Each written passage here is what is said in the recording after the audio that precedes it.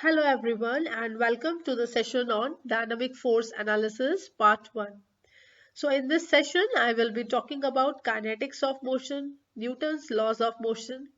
Then we will discuss about some terms like mass and weight, momentum and force, moment of force, couple and torque, centripetal and centrifugal forces, and mass moment of inertia.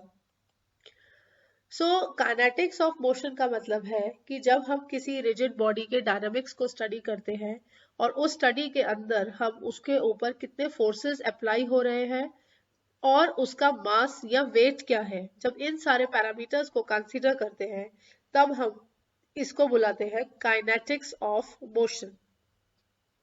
Then there are 3 Newton's laws of motion. पहला law ये कहता है कि अगर कोई object हमारा rest पर है तो वो रेस्ट में रहेगा, अगर कोई ऑब्जेक्ट मूव कर रहा है तो वो मूव करता रहेगा जब तक कि कोई एक्सटर्नल फोर्स आकर उसके इस कोर्स ऑफ एक्शन को चेंज ना करे. सेकेंड लॉ कहता है that whatever forces are being applied on that object which is represented by F, तो वो फोर्स हमारा इक्वल होता है मास इनटू एक्सेलरेशन से. थर्ड लॉ कहता है every action on a body has an equal and opposite reaction. अगर किसी बॉडी में कोई फोर्स अप्लाई हो रहा है तो उसका अपोजिट डायरेक्शन में भी फोर्स होगा. So these are the 3 Newton's laws of motion.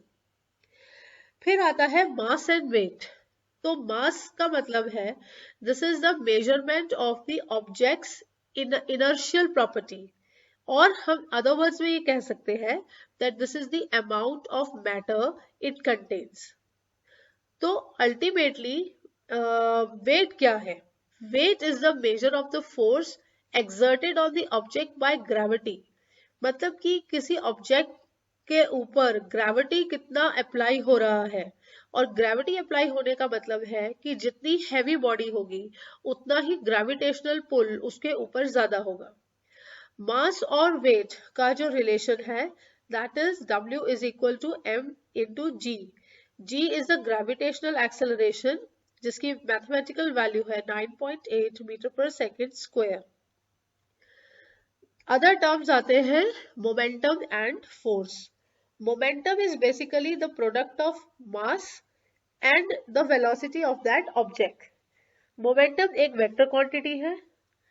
तो if we represent momentum with letter P, then P is equal to mass into velocity. अब अगर हम न्यूटन सेकेंड लॉ को ध्यान करें तो वहां से निकल के आता है that time rate of change of momentum is equal to the force acting on the particle. So ultimately force is mass into the rate of change of momentum. Rate of change of momentum कैसे निकालेंगे? Delta V by delta T. अगर हम इस P का ही derivative लें तो यहाँ से मास कांस्टेंट बाहर आ जाएगा and we will have the derivative as delta V by delta T. So ultimately delta V by delta T का रेशियो क्या हो जाएगा? Acceleration. So force is mass into acceleration. Then what is moment of force? अब इस example को consider करते हैं. यहाँ पर ये एक टूल है जो स्क्रू को ओपन करने की कोशिश कर रहा है. ओके, सो जब हम इसमें फोर्स अप्लाई करते हैं so you can see the direction of force which is being applied here. अब जिस पॉइंट पर फोर्स अप्लाई हो रहा है और जो स्क्रू का सेंटर पॉइंट है इसकी लेंथ है L. So force multiplied by this L will give us the moment of force. So moment of force is a measure of its tendency to cause a body to rotate about a specific point or axis. तो इस point की axis के about ये tool जो है वो move करेगा और इस फोर्स की वजह से करेगा.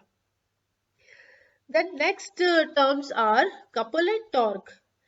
अगर किसी रिजिड बॉडी पर दो फोर्सेस अप्लाई हो रहे हैं बट दोनों फोर्सेस का मैग्नीट्यूड तो सेम है लेकिन इनकी डायरेक्शन अपोजिट है. मोरओवर दोनों फोर्सेस के बीच में कुछ डिस्टेंस होना चाहिए जैसे इस फिगर में दिखाया है. They both are being separated by the distance D. तो कपल मैथमेटिकली कैलकुलेट होता है force multiplied by the distance d between the two forces. जब इस तरीके से इक्वल मैग्नीट्यूड और अपोजिट डायरेक्शन में फोर्स अप्लाई होता है किसी बॉडी पे, तो उसको मिलता है टर्निंग इफेक्ट. सो इस टर्निंग इफेक्ट को हम कह सकते हैं that this is the torque. Okay, so electric Motors के ऊपर जो टॉर्क का कॉन्सेप्ट है वो यही से आता है कि रोटर में दो फोर्सेस अप्लाई होते हैं which are having the same magnitude but they are in opposite directions, और उसकी वजह से रोटर में टॉर्क प्रोड्यूस होता है with which the motor starts rotating. The other terms are centripetal and centrifugal forces. यहाँ पर हम एक ऑब्जेक्ट को कंसीडर करते हैं जो सेंटर में एक सर्कल में मूव कर रहा है. While it is moving in this circle, इस ऑब्जेक्ट के ऊपर दो फोर्सेस एक्ट करेंगे. एक फोर्स होगा जो इसको सर्कल के सेंटर पॉइंट की तरफ अट्रैक्ट करेगा, और एक फोर्स होगा जो इसे सर्कल से दूर अट्रैक्ट करेगा. सो अंदर की तरफ जो सेंटर पॉइंट की तरफ अट्रैक्ट कर रहा है इसको बुलाते हैं सेंट्रीपिटल फोर्स, और जो बाहर की तरफ अट्रैक्ट कर रहा है इसको बुलाते हैं सेंट्रीफ्यूगल फोर्स. अल्टीमेटली दोनों फोर्सेस का मैग्नीट्यूड सेम है लेकिन इनकी डायरेक्शन अपोजिट है. सो here we can define the centripetal force as this is the force that is necessary to keep an object moving in a curved path and that is directed inward toward the center of rotation. इस object को इस curve path में move करने का जो motivation है वो centripetal force से मिलेगा. अब सेंट्रीफ्यूगल फोर्स क्या है? This is the apparent force that is felt by an object moving in a curved path that acts outwardly away from the center of rotation. तो जब ये सेंटर पे मूव कर रहा है, इसको सर्कल पे मूव कर रहा है, इसको सर्कल पे रखने के लिए सेंट्रीपिटल फोर्स लगेगा, लेकिन इसका इक्वल एंड अपोजिट फोर्स है सेंट्रीफ्यूगल जो ऑब्जेक्ट फील करेगा. सो मैथमेटिकल एक्सप्रेशन इसके यहाँ पर गिवन है. दोनों का मैग्नीट्यूड हम इन्हीं एक्सप्रेशन से कैलकुलेट कर सकते हैं, बट इनकी डायरेक्शंस अपोजिट रहेंगी. Then comes the term mass moment of inertia. Now what is mass moment of inertia? This is the quantity that determines the torque needed for a desired angular acceleration about the rotational axis, similar to how mass determines the force needed for a desired acceleration. Ultimately यहाँ पर एक rigid body है जिसके अंदर हम बहुत सारे particles को assume कर सकते हैं. अब इन सारे पार्टिकल्स को का डिस्टेंस सेंटर से हम मेजर कर सकते हैं, and if I want to calculate the mass moment of inertia तो मुझे इन सारे मासेस का मोमेंट ऑफ इनर्शिया कैलकुलेट करना पड़ेगा. और ये एक्सप्रेशन यहाँ पर लिखा हुआ है that I is equal to summation of MI/RI square.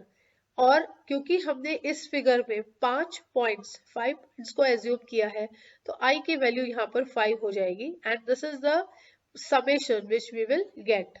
यहाँ पर हम ये assume कर सकते हैं कि instead of assuming these points, ये spreaded points को assume करने से अच्छा है हम ये assume करें कि इस body का जो mass है वो center में आके stored है, and the distance of this mass from the center is r. तो अगर हम इसको एक स्मॉल सेंटर पे कंसेंट्रेटेड माने इस पूरे मास को, तो हम लिख सकते हैं I is equal to MR square. So ultimately हमें इतने डिफरेंट पॉइंट्स लेकर अपनी इक्वेशंस को कॉम्प्लेक्स करने की जरूरत नहीं है. हम बस ये अज्यूम कर सकते हैं कि बॉडी का जो टोटल मास है वो एक पॉइंट पर आके कंसेंट्रेट हो गया है, and keeping this thing in mind ये सिंपल सा डायग्राम हमारा बन जाएगा, and we will have only one term in our equation. So I hope by now you have understood the basic terms which are related to the dynamics of a rigid body. If you have any query, you can mention it on the comment box of this video. You can subscribe my channel for regular updates. So thank you and happy learning.